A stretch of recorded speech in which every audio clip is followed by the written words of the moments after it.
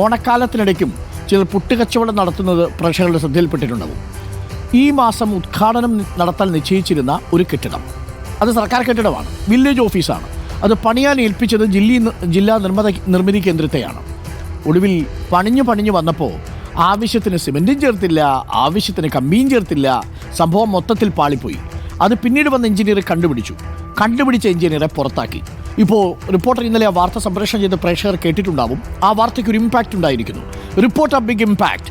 Chendamangalam village office നിർമ്മാണത്തിൽ സർക്കാർ അന്വേഷണം എത്തുന്നു. എറണാകുളം ജില്ലാ കളക്ടറോട് റിപ്പോർട്ട് നൽകാൻ ആവശ്യപ്പെട്ടുവെന്ന് റവന്യൂ മന്ത്രി കെ രാജൻ പറഞ്ഞു. ഫോർട്ട് കൊച്ചി സബ് കളക്ടർ അന്വേഷണം നടത്തും. നിർമ്മാണത്തിലെ ക്രമക്കേട് റിപ്പോർട്ടർ പുറത്തു കൊണ്ടുവന്നതിന് പിന്നാലെയാണ് നടപടി. അല്ല, ഈ വിഷയം ഇപ്പോൾ നിങ്ങൾ ശ്രദ്ധയിൽപ്പെടുത്തിയപ്പോൾ ഞങ്ങളത് കേൾക്കുകയുണ്ടായി. ചേന്നമംഗലത്തെ വില്ലേജ് ഓഫീസിനെ സംബന്ധിച്ച് അങ്ങനെ ഒരു ആക്ഷേപം കേൾക്കുകയുണ്ടായി. അതിന് ശരിയാണ് കൃത്യമായിട്ടും അന്വേഷിക്കേണ്ടത്. ജില്ലാ കളക്ടർ ഉമേഷ് IAS ആ കാര്യം അന്വേഷിച്ച് റിപ്പോർട്ട് നൽകാൻ വേണ്ടി ആവശ്യപ്പെട്ടിട്ടുണ്ട്. ജില്ലാ കളക്ടർ ഇപ്പോൾ തന്നെ സബ് കളക്ടർ അതിന് ഹിയറിംഗ് നടത്താൻ വേണ്ടി ചുമതലപ്പെടുത്തിയിട്ടുണ്ട്.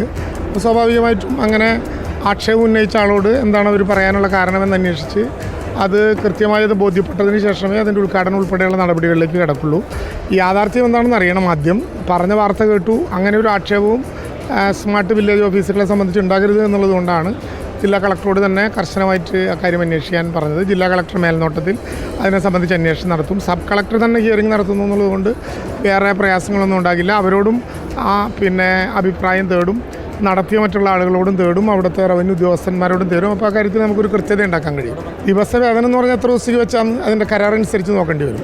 കരാർ അനുസരിച്ച് നോക്കി ഇതിൻ്റെ പേരിൽ ഒരാൾക്കും ഒരു പ്രയാസം ഉണ്ടാകില്ല. ഒരു പ്രശ്നം ഉന്നയിച്ചതിൻ്റെ പേരിൽ സർക്കാരിലൊരു പ്രയാസം ഉണ്ടാകില്ല. അതിൻ്റെ നീതി മാത്രമേ നമ്മൾ നോക്കുന്നുള്ളൂ.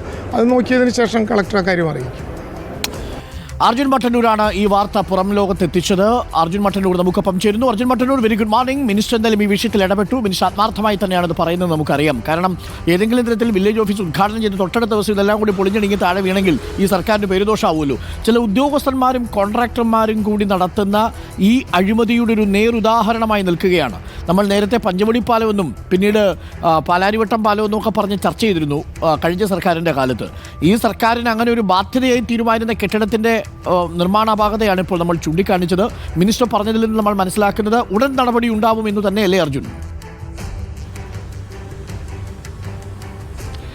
തീർച്ചയായും അരുൺകുമാർ, അതായത് അന്വേഷണം തുടങ്ങി എന്നാണ് മനസ്സിലാക്കുന്നത്. ഇന്നലെ നമ്മൾ ഈ വാർത്ത പുറത്ത് വിട്ടതിന് പിന്നാലെ തന്നെ ജില്ലാ കളക്ടർ ഇത് സംബന്ധിച്ച് അന്വേഷണം നടത്താൻ ആരംഭിച്ചിട്ടുണ്ട്. ഫോർട്ട് കൊച്ചി സബ് കളക്ടർ മീരയോടാണ് ഇത് സംബന്ധിച്ച് വിശദമായ അന്വേഷണം നടത്തി റിപ്പോർട്ട് നൽകാൻ ജില്ലാ കളക്ടർ ആവശ്യപ്പെട്ടിരിക്കുന്നത്. റവന്യൂ മന്ത്രി അടക്കം ഈ കാര്യത്തിൽ ജില്ലാ കളക്ടറോട് റിപ്പോർട്ട് തേടിയിട്ടുണ്ട്.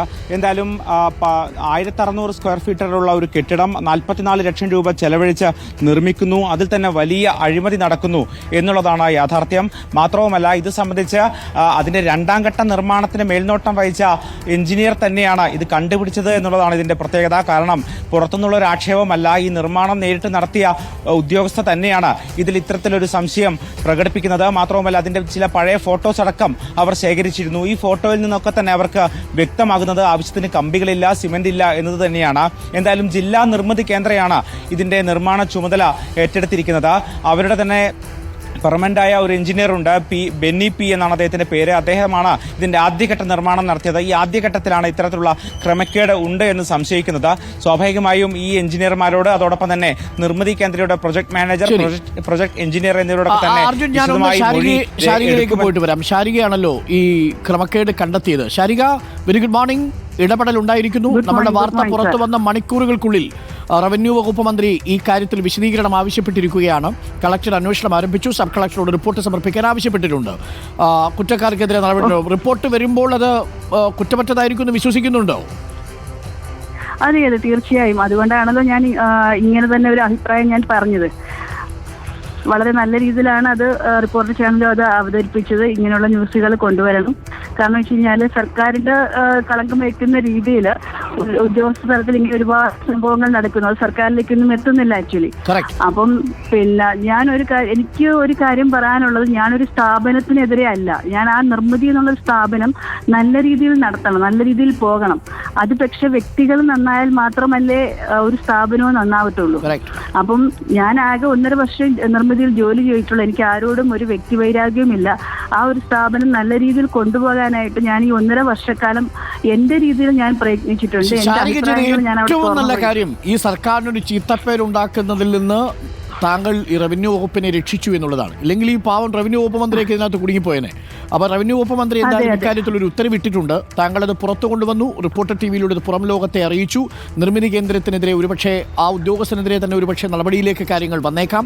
എന്തായാലും അക്കാര്യത്തിൽ താങ്കൾ കാണിച്ച ജാഗ്രത അഭിനന്ദനാർഹമാണ്. ഞങ്ങൾക്കൊരു കാര്യം റവന്യൂ വകുപ്പ് മന്ത്രിയോട് പറയാനുള്ളത്, ഈ റിപ്പോർട്ട് കണ്ടെത്തി ഇതിൽ അപാകതയും ക്രമക്കേടുമുണ്ടെന്ന് ബോധ്യപ്പെട്ടാൽ ശാരികയെ അങ്ങ് തിരിച്ചെടുക്കണം. ശാരികയെ താൽക്കാലിക ജീവനക്കാരിയാണ്. കാരണം ശാരികയെ പോലുള്ള എഞ്ചിനീയർമാരാണ് ഈ കാര്യങ്ങളൊക്കെ വളരെ കൃത്യമായിട്ട് എക്സിക്യൂട്ട് ചെയ്യുന്നതെന്ന് അക്കാര്യത്തിൽ ബോധ്യപ്പെടും.